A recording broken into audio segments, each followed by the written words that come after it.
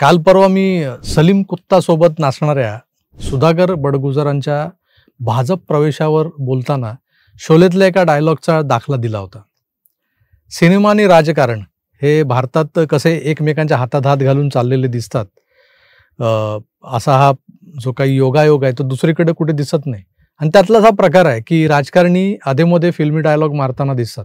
मैं कहना चाहूंगी कि जिनके अपने घर शीशे के हों उन्हें दूसरों पर पत्थर नहीं फेंकने चाहिए. इसीलिए मैंने कहा कि जिनके घर शीशे के होते हैं वो पत्थर नहीं फेंका करते हैं. जिनके घर शीशे के होते हैं वो दूसरों के घरों पर पत्थर नहीं फेंका करते. हा तर पूर्वापार चालत आलेला एक फेमस डायलॉग आहे. अनेक राजकारणी आपली चड्डी उतरवली जाताना दिसली की समोरच्याला उद्देशून हा डायलॉग मारतातच मारतात. अलीकडे सिनेमात मार्मिक संवाद सापडणं अवघड झाले. संवाद लेखन सशक्त नसतं. लेखक मरतुकडे झालेत की नायकाला नायिकेचं चुंबन घेण्यातून फुरसत मिळाली तर तो तोंड इतरत्र चालवेल. संवाद बोलण्यासाठी त्याला ओठांची मदत घ्यावी लागणार आहे. तेव्हा ते जर सतत बिझी असतील ओठ, तर तो कसले फतरा संवाद बोलणार. त्यामुळे संवाद संपलाय. पण सिनेमातून हल्ली काही जनरेट होताना दिसत नाही असे, जसे शीशे के घर आणि दुसरों के घरों पे पत्थर असे डायलॉग आता काही नव्याने निर्माण होत नाहीत. त्यामुळे काय झालंय की लोक टीव्हीच्या पडद्यावरची हास्यचत्रा बघू लागले आणि त्यातले थुकरट डायलॉग राजकीय व्यासपीठांवरून बाण सोडल्यासारखे सोडू लागले. पण त्या डायलॉगच्या परिणामकारकतेसाठी लोक हसतात हास्यजत्रा बघताना, इतके मार्मिक असतात ते. पण ती परिणामकारकता राजकीय व्यासपीठांवरून साधण्यासाठी डायलॉग डिलिव्हरी महत्त्वाची असते, विनोदाचं टायमिंग महत्त्वाचं असतं. आणि हे सगळं जमण्यासाठी संवाद बोलणारा कलाकार हा कसलेला अभिनेता असावा लागतो. राजकारणात कुठलेही संवाद श्रोत्यांना ऐकवताना त्यांच्या संवाद फेकीतली जादू जाणवायची, ते एकमेवा द्वितीय असे हिंदू हृदय सम्राट शिवसेना प्रमुख माननीय बाळासाहेब ठाकरे आज हयात नाहीत. त्यानंतर प्रमोद महाजन आज तेही हयात नाहीत. अटलजी आज हयात नाहीत. राज ठाकरे आहेत, पण अलीकडे त्यांच्या भाषणानं वेब सिरीजचा वेग पकडलाय. 35-40 मिनिटात संपतं, त्यामुळे रंगत नाही. बाळासाहेब सिनेमातल्या डायलॉगपेक्षा स्वतःच्या पदरच्या वाक्यांनी हशा आणि टाळ्या वसूल करायचे. नुसतं मनोरंजन नाही, तर त्यांना जो मेसेज त्यांच्या सैनिकांना द्यायचा असायचा तो परफेक्ट पोचायचा, असे त्यांचे डायलॉग्स असायचे. शिक्षणाचा पत्ता नाही, इंग्रजीचा पत्ता नाही, कशाच काय पत्ता नाही. मग मी एक दिवशी बोललो होतो एका सभेमध्ये. मराठी तरुणाला विचारलं, काय रे बाबा IAS होतोस? फुली. अरे IPS? हे सगळे तिकडून येत आहेत, उत्तर प्रदेशमधून येत आहेत, आणखीन दाक्षिणात ते येत आहेत. तुम्ही का होत नाही? नाही फुली. एअर इंडियामध्ये नोकरीला फुली, अमुक फुली, तमुक फुली. अरे एवढ्या फुल्या मराठी माणसांच्या?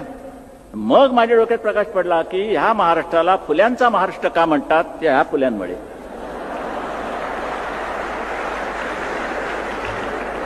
फुल्यांचा महाराष्ट्र, मार फुली, हाण तिच्या आयला. कधी तर ते महाराष्ट्रात रूढ झालेल्या भ्रामक समजुतींनाही एका वाक्यात कसपटासमान उडवून लावायचे. लोकांना झोपेतून जाग करायचे.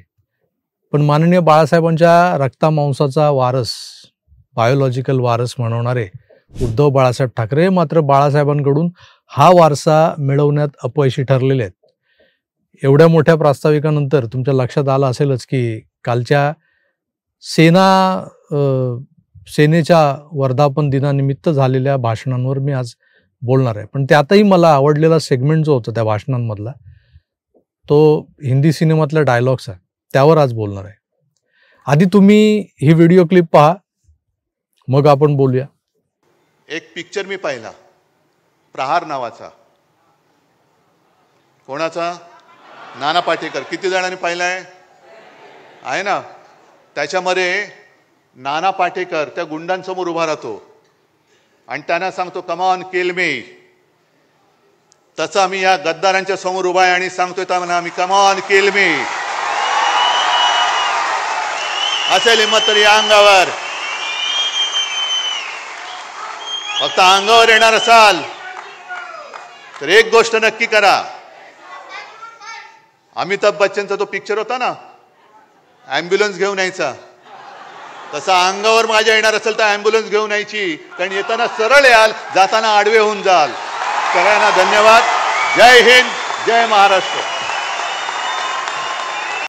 पाहिलं जनरली काय होतं, आपण जेव्हा सिनेमातला डायलॉग वापरतो अशा भाषणात, तेव्हा एकतर तो सिनेमा सुपरहिट असतो, लोकांना ठाऊक असतो. डायलॉग जो आपण वापरणार आहोत हा लोकांच्या अगदी लहान लहान थोरांच्या तोंडी तो खेळत असतो.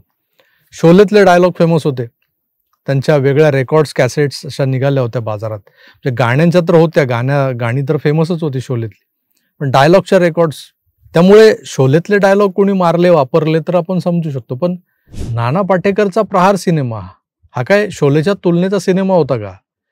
तो कधी आला कधी गेला हे तेव्हाच्या लोकांना देखील, त्या जनरेशनच्या लोकांना देखील माहीत नाही.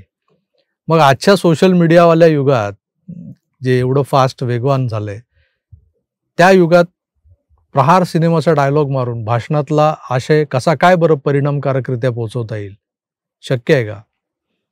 गद्दारांसमोर मी उभा आहे, कम ऑन किल मी, खरं की काय? त्याला सोडून जर यांना मारायला आले कोण, जर का मला मारायला आलात तर सोबत ॲम्ब्युलन्स घेऊन या. सिनेमातल्या अमिताभ सारखं आहे. दिवारमध्ये अमिताभ शिवसेनेच्याच ॲम्ब्युलन्समधून यायचा, समोरच्या गुंडांना लोळवायचा आणि मग त्यांना त्याच ॲम्ब्युलन्समध्ये टाकून हॉस्पिटलमध्ये रवाना करायचा. पण आमचे पक्षप्रमुख तर म्हणतायत की कम ऑन किल मी, पण आलात तर ॲम्ब्युलन्स घेऊन या, मग तुम्हाला त्या ॲम्ब्युलन्समध्ये टाकून परत पाठवेन. चायला कशाला कशाचाच मेळ नाही, ताळमेळ नाही. तिकडे एकनाथ शिंदे म्हणाले की आम्हीच तुम्हाला ठोकून पिटून ॲम्ब्युलन्समध्ये टाकून परत पाठवू. बसा बोंबलत. सोशल मीडियावर एक शब्द आहे जो वापरला जातो अलीकडे, पडवळ दंडे. कोणासाठी वापरला जातो हे मी सांगायला नकोच आहे तुम्हाला, पण पडवळ दंड्यांच्या तोंडून कम ऑन किल मी असं बाहेर पडतं. मारायला आलात तर आडवा करीन, छाताडावर भगवा रोवीन, ॲम्ब्युलन्समध्ये भरून परत पाठवीन. हे सगळं कसं वाटतं ऐकायला? लुटूपुटूचं भांडण, नळावरचं भांडण वाटतं ना. ठाण्यातले दाढीवाले रिक्षाचालक हे आयुष्यात हाणामाऱ्या करत, संघटनेसाठी डोकी फोडून, रक्त काढून, रक्त वाहून, दुसऱ्याचं स्वतःचं जेलवाऱ्या करून मोठे झालेत. गुंड आहेत ते ना.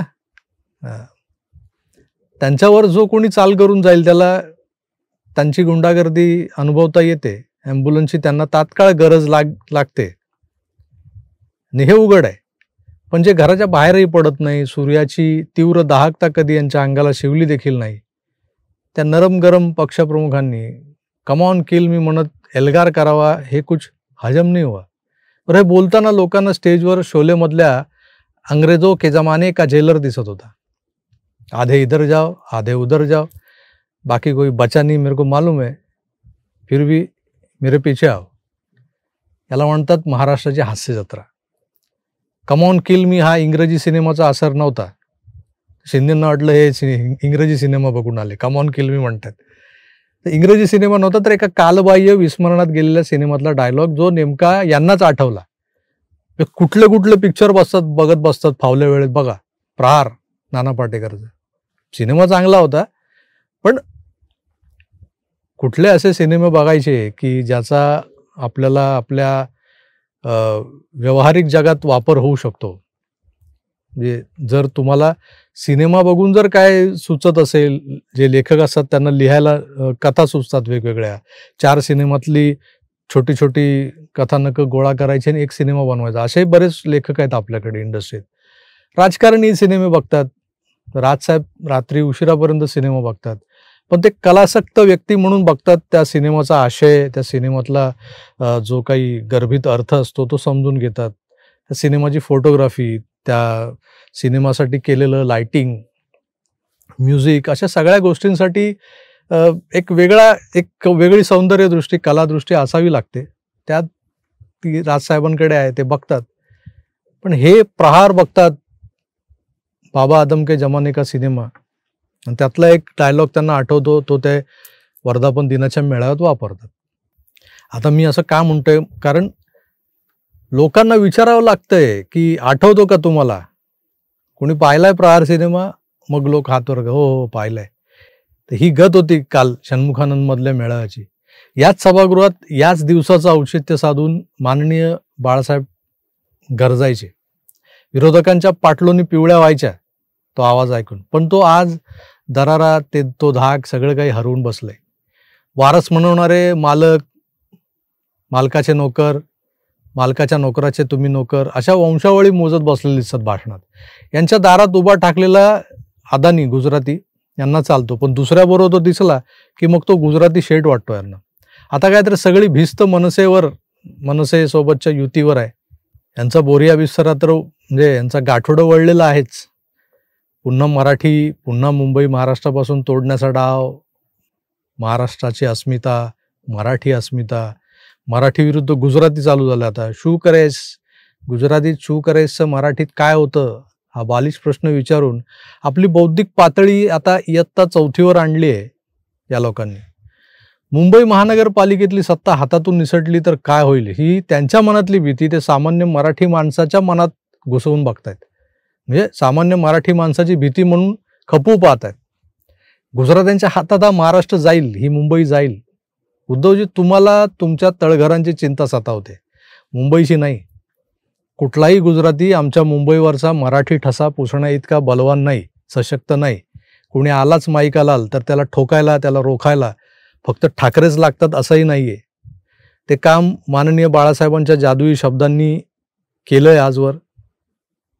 पण आता ती जी काही ड्युटी आहे, ते कर्तव्य आहे, सामान्य मराठी माणूस सहज निभावून दाखवेल तुम्हाला. आजही मुंबईत मराठी टक्का वजनदारच आहे, पण तो विस्कळीत आहे. तो एकवटला तर कुणाच्या बापाची हिंमत नाही आहे आमच्या मराठीपणाला नख लावायची. पण आज आम्ही मराठी एक नाही, त्याला कारण तुम्ही राजकारणी. तुमच्या सोयीनं तुम्ही मराठी माणूस वापरत आहात. पण हाच मराठी माणूस काल परवा ती जी काय लादली ना हिंदी, त्या हिंदीच्या सक्तीविरोधात रस्त्यावर एकजुटीनं उतरायला हवा होता, तो उतरला नाही. कारण तुम्ही त्याला आडनावांच्या आणाभाका देत शब्दांमध्ये अडकवलेलं आहे. कुणी गंडाबंधनात अडकलाय तर कुणी साहेबांना दिलेल्या वचनात अडकलाय. मराठी माणसाच्या या मजबुरीचा फायदा तुम्ही ठाकरे बरोबर घेताय. म्हणे कम ऑन किल मी. असो, ही हास्यजत्रा अशीच पुढे सुरू राहील निवडणुका होईपर्यंत. आता जोडीला मराठी माणूस, मुंबई महाराष्ट्रापासून तोडण्याचा डाव, शू करेस तमे गुजराती गांडोचे, अशी उपकथानकं येतील. आपण बघायचं, ऐकायचं, हसायला आलं तर जरूर हसायचं. पण निवडणुकीत मतदान करताना विचारपूर्वक मतदान करायचं. हिंदुत्वाच्या नावाखाली महाराष्ट्र पोखरला जातोय का याचाही विचार करत मतदान पेटीत तुमचं मत पडलं पाहिजे. तेव्हाच हे शीशे के घरों में रहने वाले अपने घर पे पत्थर नहीं फेकेंगे. मी तुर्तास इथेच थांबतो. पुन्हा भेटूच. तोवर आपली काळजी घ्या आणि पाहत राहा आपलं आवडतं यूट्यूब चॅनल आकार डीजी 9. धन्यवाद. नमस्कार.